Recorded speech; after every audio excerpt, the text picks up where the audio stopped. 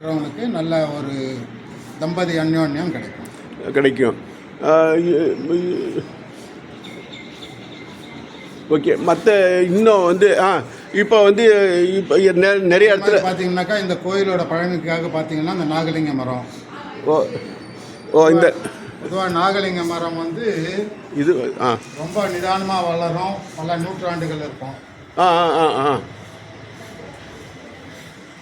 தோற்றம் கணத்தை வச்சு பார்க்கும்போது அது பல நூற்றாண்டுகள் முன்னாடி. ஆமாம், அந்த 2 பேர் சேர்ந்தாலும் கட்டி அணிக்கக்கூடிய அளவுக்கு விஸ்தாரமாக இருக்கனால பல நூற்றாண்டுகளுக்கான இயற்கையோடு இருக்குது நாகலிங்க புஷ்பம். ஓகே. இந்த இன்னொரு விஷயம் வந்து இப்போ வந்து இன்றைக்கி வந்து தங்க விலை ஏறிக்கிட்டு இருக்குது. இன்னொரு விஷயம் வந்து எங்கே பார்த்தாலும் பூங்குழலி, பால் நன்மலையால், பார்வதி, என்னென்னமோ பேரெல்லாம் தாய்க்கு வச்சுருக்கும்போது இங்கே சொர்ணாம்பிகாங்கிற பேர் வச்சு இருக்கிற தாய் இருக்கிறனால இங்கே வந்து பேங்கில் அடமானம் வச்சோ நகையை முக்க முடியாமையோ ஏலத்துலேயோ போயிட்டுருக்கனால தங்கம் இன்றைக்கி வந்து தாறுமாறாகவும் விலையேறிட்டு இருக்கனாலும் என்னமோ சொல்லுவாங்க, தாலிக்கு தங்கம் வாங்கிறது கூட கஷ்டமாக இருக்கிறதுனால ஒரு மகளுக்கு வந்து வருஷம் வைக்க போகும்போது அதை வந்து அலங்கார பொருள் மட்டும் இல்லாமல் அது ஒரு உடலில் ஒரு மெட்டல் இருந்தால் தன்னை அதனுடைய பவர் அதிகங்கிற மாதிரி தங்கம் இருக்கிற மாதிரி இருக்கிறதுனால இருக்கிற வாங்கிறதெல்லாம் வந்து பல காரணங்களால் அதை என்ன சொல்லுவாங்க, அச்சய திதின்னு சொல்லி இப்படி இருக்கிறத கொண்டு பேங்கில் வைக்கிறது, புதுசு வாங்கிறது, விலை ஏறிட்டு போகுது, சேதாரம் போயிட்டுருக்குது, போட்டு கண்ணில் கூட பார்க்கறதுக்கு பாக்கியம் இல்லாமல் இருக்கிறதுக்கு இந்த தாயை வந்து சொர்ணாம்பிகாயை வந்து ஞாயிற்றுக்கிழமையில் வந்து பண்ணிட்டு போகிறது ரொம்ப சிறப்பானது. அந்த வந்து சொர்ணம்னா தங்கம் அதனால தான் வந்து முக்கியத்தை வந்து பிரார்த்தனை பண்ணிட்டு போனாக்கா மேலும் சொர்ணம் தங்கம் வந்து நம்ம வாங்கக்கூடிய பேங்க்கில் இருக்கிறது மூட்டை ஏலத்தில் போனதும் மூட்டதும் அடமானத்தில் இருக்கிறது நிச்சயமாக வந்து வாங்கி பார்த்து அணியிற பாக்கியம் இங்கே வந்து சேவிச்ச பிறகு இருக்கும். அம்பாளுக்கு வந்து பிரார்த்தனை பண்ணிட்டாக்கா எல்லாமே நல்ல விதமாக.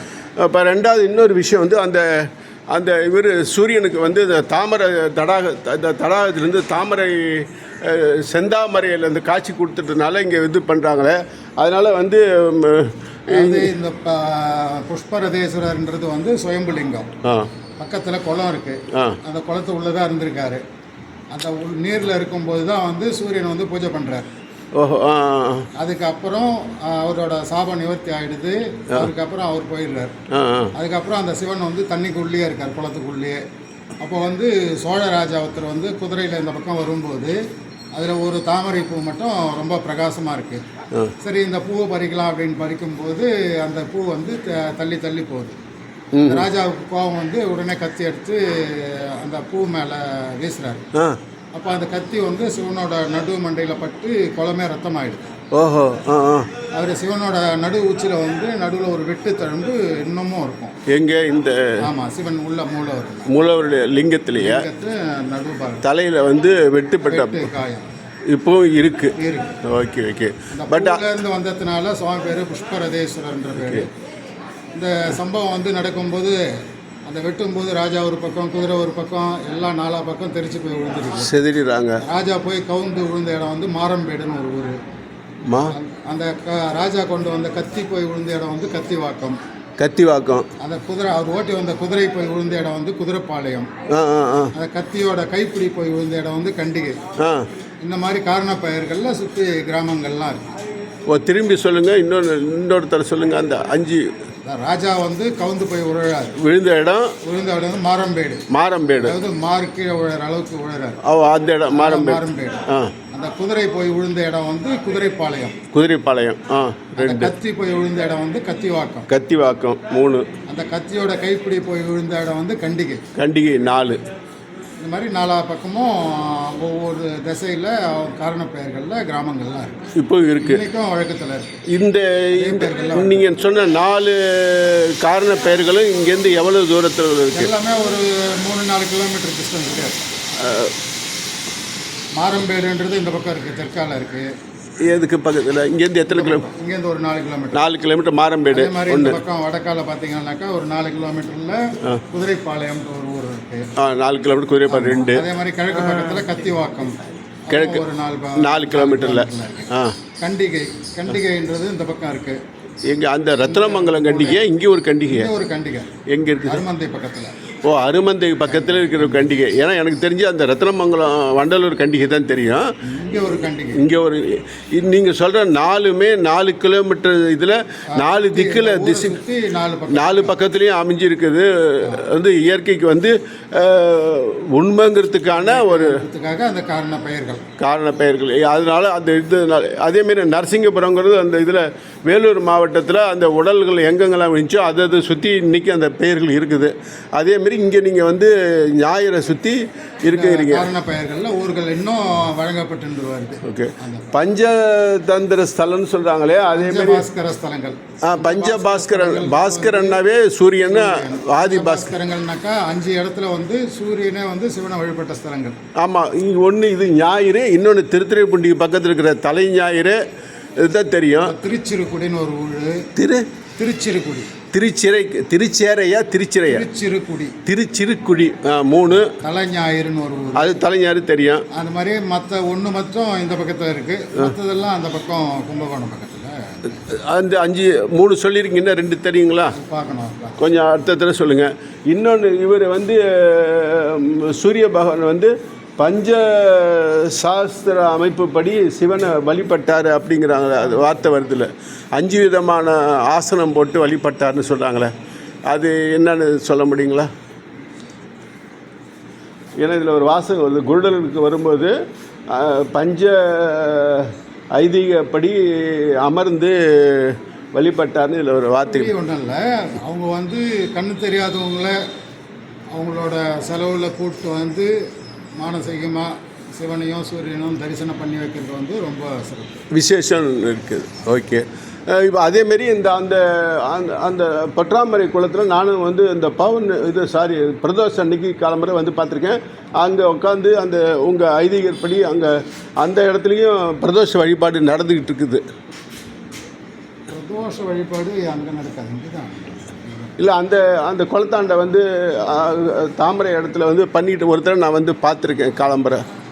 ஞாயிற்றுக்கிழமையில கருத்தால ஒவ்வொரு ஞாயிற்றுக்கிழமையும் இங்கே ஸ்தல வரலாறுக்காக அங்கே குளம் மாதிரி வச்சுருக்கோம். ஓஹோ, தாமரை பூலேருந்து சிவன் வந்ததுக்கு காரணமாக அந்த குளம் வந்து செயற்கையாக, இது வந்து செயற்கையாக உற்பத்தி பண்ணுது. ஓஹோ, இயற்கையான குளம் பக்கத்தில். ஓஹோ, இருக்கு. இருந்தாலும் அந்த இதை வந்து ஒவ்வொரு ஞாயிற்றுக்கிழமையும் வழிபாடு நடக்கிறதுனால எனக்கு அப்படி தெரிஞ்சிருக்குது. ஓகே, மிக்க நன்றிங்க. இது வந்து பக்தர்களுக்கு ரொம்ப சமர்ப்பணமாக இருக்கும். இதை வச்சு வந்து அந்த கும்பாபிஷேகத்து அன்னைக்கு வந்து பக்தர்கள் ஆசீர்வாதம் பெறுவதற்கு மிக்க அருமையாக இருக்குங்க. நீங்கள் வந்து உங்கள் பேர், நீங்கள் கோயில் குருக்கள் கிருஷ்ணசாமி. மிக்க நன்றிங்க ஐயா.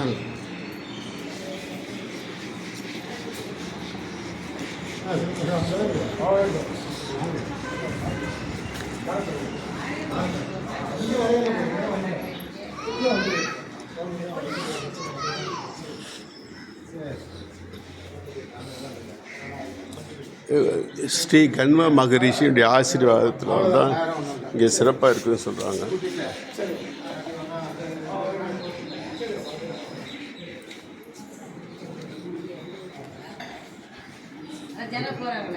பாலகணபதி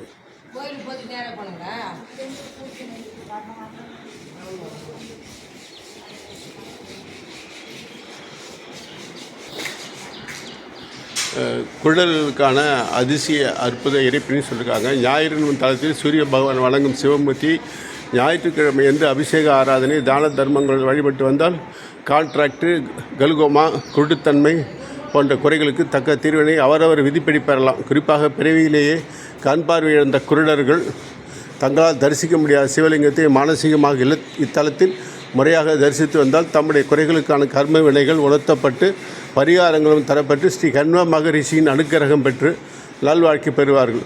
ஸ்ரீ கண்வ மகரிஷியினுடைய உங்களுக்கு பக்தர்கள் காமிச்ச குருடர்களுக்கு இத்தலத்தின் மகிமையை உணர்த்தி தம் செலவில் அவர்களை இத்தலத்திற்கு அழைத்துச் சென்று தரிசனம் செய்ய வைப்பது மிக சிறந்த தான தர்மம், சிறந்த இறை திருப்பணியும் ஆகும்.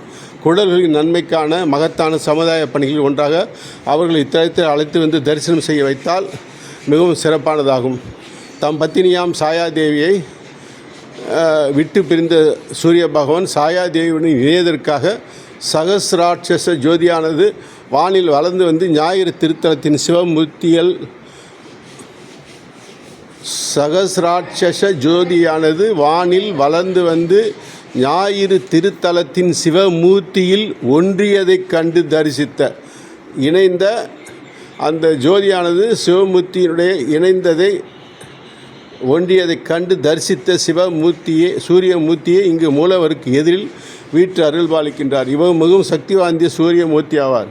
எத்தகைய கண்ணோகிகளுக்கும் நிவர்த்தி அளித்து அருள்பாலிப்பவர். சூரிய கிரகண நாளின் பொழுது ஞாயிறு திருத்தலத்திற்கு வந்து ஸ்ரீ சூரியமூர்த்தி குறித்தான அபிஷேக ஆராதனை செய்து சிவமூர்த்தியை வணங்கி ஸ்ரீ கண்வ மகரிஷியின் தரிசனம் பெற்று கோதுமையிலான உணவு பண்டங்கள், அது சப்பாத்தி, பூரி, அதுமாரி கோதுமையில் புட்டு, ஆரஞ்சு நிற வண்ண ஆடைகள், ஆரஞ்சு கலர்ஸ், அதேமாரி ஆரஞ்சு பழம், பவள மோதிரம், மாணிக்கம் போன்ற ஆபரணங்களை ஏழைகளுக்கு தானமாக அளித்தால் கண் சம்பந்தமான நோய்க்கு தக்க தீர்வுகளை பெற்றிடலாம். கான்ட்ராக்ட் போன்ற கண்ணறிவு சிகிச்சைக்கு முன் ஞாயிறு திருத்தலத்தை சரிப்பது கண் சம்பந்தப்பட்ட நோய்க்கான அறுவை சிகிச்சைக்கு முன் ஞாயிறு திருத்தலத்தை தரிசிப்பது சிறப்பானது என்று ஸ்ரீ அகஸ்திய விஜயம் ஆன்மீக மாதத்தில் தெரிவிக்கின்றது. மிக்க நன்றி. அடுத்தது அருள்மிகு சூரிய பகவான் வழிபட்ட ஞாயிறு திருத்தலம். தெய்வ தமிழகத்தின் தொண்டை மண்டலத்தில் புழல் கோட்டத்து ஞாயிறு நாடாகும். ஞாயிறு நாட்டு சென்னை பட்டணம் வரலாற்று சிறப்புமிக்கது. சூரிய பகவான் பிரம்மாவின் சாபத்தினால் ஏற்பட்ட வினைத்திற்கு இத்தல தீர்த்தத்தில் நீராடி இறைவன் இறைவியை செந்தாமரை மலர்கள் கொண்டு பூஜை செய்து பேறு பெற்றதால் பஞ்சபாஸ்கர தலங்களில் முதன்மை தலமாக ஞாயிறு விளங்குது. சுவாமி சூரிய பகவானுக்கு சிவசக்தி சமேதராய் செந்தாமரையில் தரிசனம் அளித்து ஸ்ரீ சொர்ணாம்பிகை உடனுரை புஷ்ப பரதேஸ்வரர் என்ற திருநாமத்துடன் அருள் ஆட்சி செய்கிறார். இப்பெருமானை சூரிய பகவான் தமிழ் வருஷ பிறப்பு சித்திரை மாதம் 1ஆம் தேதியிலிருந்து 7ஆம் தேதி வரை காலை 10 மணிக்கு அலைகடலாக எழுந்து ஒளிர்கதிர் ரூபமாக வழிபாடு செய்து சுவாமி அம்மாள் இருவருக்கும் பாதை சேவை செய்து தன் பணியை தொடங்குகிறார். சூரிய பகவானிடம் உபதேசம் பெற்ற ஞான சீடரான யாக்கிய வல்கியரின் பிரதான சீடரான சாகுந்தலம் காவியம் போற்றும் மாமுனி கண்வமகிரிஷி இங்கு சிவாமியை வழிபட்டு முக்தி பெற்ற தலமாகும். சிவபெருமானின் தோழர் ஸ்ரீ சுந்தரமூர்த்தி சுவாமிகளின் துணைவியார் ஸ்ரீ சங்கிலியாச்சார் அவதரித்த புண்ணிய தலமாகும். சைவ திருமறையான பெரிய புராணத்தில் சேக்கிழார் சங்கிலி நாச்சியாரை பற்றியும் ஞாயிறு பற்றியும் பெருமையாக பாடியுள்ளார். பல்லவ, சோழ, பாண்டிய, விஜயநகர பேரரசர்கள் திருப்பணி கண்ட ஆலயமாகும். மேலும் இத்தலத்தில் இரண்யேஸ்வரர் ஆலயம், ஸ்ரீ ஜம்புகேஸ்வரர் ஆலயம், கிராம தேவதையான ஸ்ரீ பொன்னியம்மன் ஆலயம் பழமைக்கு பெருமை சேர்க்கும் தலங்களாக திகழ்கிறது. 13ஆம் நூற்றாண்டு பழமையான பச்சை மரகத கல்லாலான ஸ்ரீ சக்கரத்தாழ்வார் மற்றும் ஸ்ரீ லட்சுமி நாராயண சுவாமி ஆகிய தெய்வ சிலைகள் பூமிக்கு அடியில் 5/11/2000 அன்று கிடைத்துள்ளன. 13ஆம் நூற்றாண்டு பழமையான பச்சை மரகத கல்லாலான ஸ்ரீ சக்கரத்தாழ்வார் மற்றும் ஸ்ரீ லட்சுமி நாராயண சுவாமி ஆகிய தெய்வ சிலைகள் பூமிக்கு அடியில் 5/12/2022 அன்று கிடைத்துள்ளன. இந்த ஸ்ரீ சக்கரத்தாழ்வார் சுவாமி சன்னதி இந்த ஞாயிறு ஆலயத்திற்கு எதுக்க இருக்குது. அங்கே முக்கியமான விசேஷம் என்னென்றால், அந்த பச்சை மரத்தாலான சக்கரத்தாழ்வாரை தரிசிக்கிறதுக்கு காலம்பர அபிஷேக ஆராதனைகள் நடக்கும். அங்கே நடந்துட்ட பிறகு அங்கே அந்த தீர்த்தத்தை மக்களுடைய சமேத சொர்ண கல்யாண ஸ்ரீ லட்சுமிநாராயண பெருமாள் இந்த ஆலயத்தில் அந்த அபிஷேகம் பண்ணவர் அந்த அபிஷேக தீர்த்தத்தை எடுத்து முகத்தில் தெளிக்கிறாங்க. அந்த முகத்தில் தெளிக்க போகும்போது பக்கத்தில் யாரும் இருக்கக்கூடாதுன்னு சொல்லியிருக்காங்க. அதனால் ரொம்ப அந்த தீர்த்தத்தை பட்டோன்னே முகத்தில் அந்த பழைய இதெல்லாம் மாறி புத்துணர்ச்சி பெறுகிறது. அது பெரிய பாக்கியமாக கருதப்படுகிறது.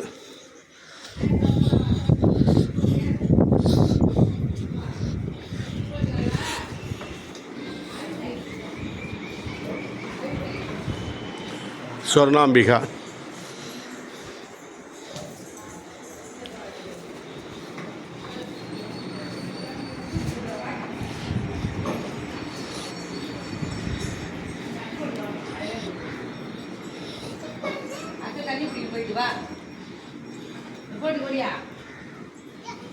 ஸ்ரீ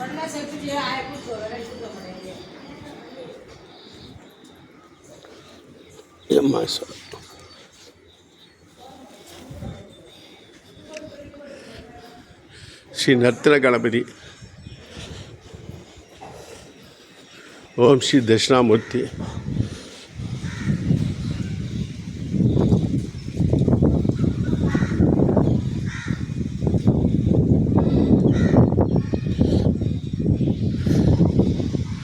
ஓம் ஸ்ரீ கமல விநாயகர்.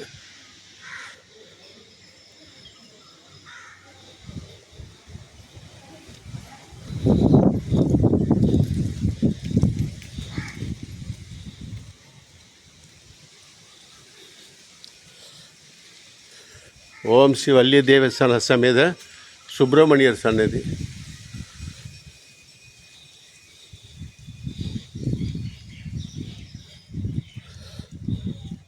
ஓம் ஸ்ரீ காசி விஸ்வநாதர்.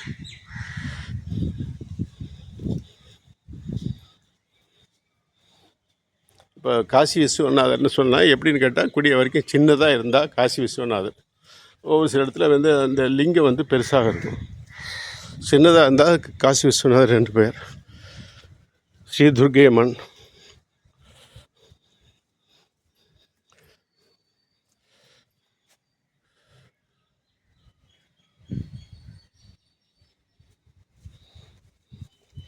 சண்டிகேஸ்வரர். சண்டிகேஸ்வரருக்கு என்னென்னு கேட்டால் முக்கியமான விஷயம், அவர் எப்போவுமே தியானத்தில் இருப்பார். அவரை வணங்கிட்டால் நமக்கு அட்டன்ஸ் கொடுத்த மாதிரி அர்த்தம். ஒரு பெரிய விஷயம் வந்து என்னென்னு கேட்டால், இந்த சண்டிகேஸ்வரர் வந்து எப்போவுமே அவரை சிவனை பற்றி தியானம் பண்ணிக்கிட்டு தான் இருக்கிறாரு. நம்ம வந்து அதை வந்து டிஸ்டர்பன் பண்ணாமல் அதை நின்று வணங்கிட்டு போனாவே நம்ம அட்டன்ஸ் கொடுத்த மாதிரி அர்த்தம். அவர் சிவபெருமான தியானம் பண்ணிகிட்டு இருக்கும் போகும்போது நம்ம அவரை வணங்கினோம்னா, அவர் வணங்கினாவே இவர் வணங்குற மூலியமோ அவர் சிவபெருமான வணங்குற பாக்கியம் நமக்கு கிடைக்கும். பிரம்மா.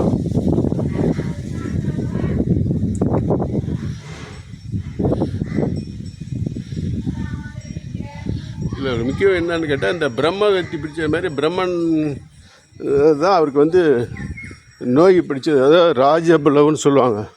ராஜபுலவுன்னா குஷ்டம், லப்ரசின்னு சொல்லுது. அந்த இது அங்கே சூரியனார் கோயிலில், ஆடுதல் இருக்கிற சூரியனார் கோயிலில் போய் அந்த வந்து ஞாயிற்றுக்கிழமையில் நீராடிட்டு, அந்த குளத்துல தண்ணி கிடையாது, நீராடிட்டு தரிசனம் பண்ணிட்டோம்னா, அந்த இன்னொரு விஷயம், அங்கே ஒரு இலையில், இந்த இலைன்னு சொல்கிறாங்க, அரச இலையோ ஏதோ, அரச இலையில் வந்து தயிர் சாதம் கொடுக்குறாங்க. புஷ்ப பரதேஸ்வரர் சந்நிதி. ஆமாம், இவர் தாமரையில் எடுத்துனா புஷ்ப, அதனால் சிவப்பு தாமரைன்னு சொல்கிறாங்க. இன்னொரு விஷயம், இங்கே வந்து ரெண்டாவது நந்தி தேவர். இந்த நந்தி தேவருக்கு தனி பவர். ஒவ்வொரு இடத்துல ஒவ்வொரு விதமாக நந்தி தேவர் இருப்பார்.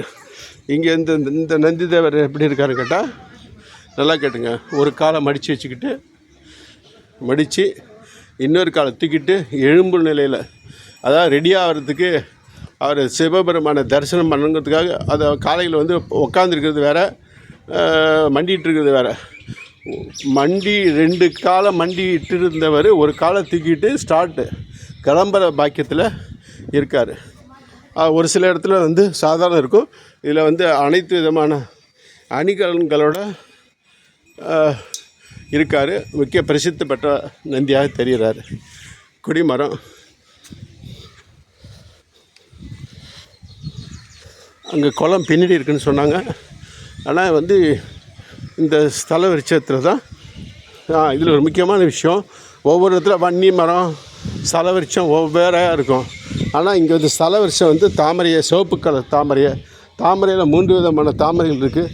சிவப்பு தாமரை, வெள்ளை தாமரை, 1000 இதழ் தாமரை, 3 விதமான தாமரை இருக்குது. இங்கே இந்த வில்வ மரத்தை பற்றி தான், நாகலிங்க மரத்தை பற்றி தான் ரொம்ப விசேஷமாக பண்ணார். ஏன்னா இதுமாரி எந்த அளவுக்கு வந்து நல்லா பெருசு கனத்திருக்குதோ, 2 பேர் சேர்ந்தாலும் கட்டி அணைக்க மாரி இருக்கும் போகும்போது நிச்சயமாக இது 100 ஆண்டு பழமையான, 100 ஆண்டுகளுக்கு மேற்பட்ட மரங்களாகவே இருக்கிறதுக்கான சாத்தியக்கூறுகள் நிச்சயமாக இருக்குது. காஞ்சிபுரத்தில் கூட இல்லாத வந்து பட்டு போய் வெட்டி தான் வச்சுருக்குறாங்க பார்வைக்கு. ஆனால் இங்கே இயற்கையிலேயே எந்த விதமான குறைபாடுகள் இல்லாமல் நல்லா வளர்ந்து அந்த நாகக்காய், நாகலிங்கம், புஷ்பம் எல்லாமே வச்சுக்கிட்டுருக்கு. அடுத்தது நாகர்கள் வந்து வித்தியாசமான கோணத்தில் இங்கே காட்சி கொடுக்குறாங்க பக்தர்களுக்கு.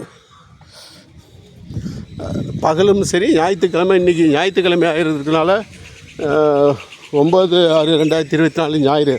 அதேமாதிரி இங்கே முக்கியமான விஷயம், காலம்பரையும் தரிசனம், ராத்திரியிலையும் 4:30 ராவு காலத்துலேயும் இந்த தரிசனம் பண்ணால் பெரிய பாக்கியம். 12/7/2024 காலம்பரை 9 மணியை மிஸ் பண்ணிடாதீங்க. வந்து அனைவரும் மகா கும்பாபிஷேகத்தை தரிசித்து அனைவரும் பக்தர்களை பல்லாண்டு பல்லாயிரத்தாண்டு பல கோடி திங்கள் 100,000 என்பது போல் சங்கிலி நாச்சியாருடைய ஆசீர்வாதத்திலையும் வளம் நலம் நிலம் பெற்று வாழ வாழ்த்து இந்த வீடியோவை உங்களுக்கு ஜி கோதண்டராமன். மேலும் விவரங்கள் அறிய 9443710006 மேற்கு மாம்பலம் கோதண்டராமன் ஜி, உங்களின் பக்தன். வாழ்த்துக்கள்.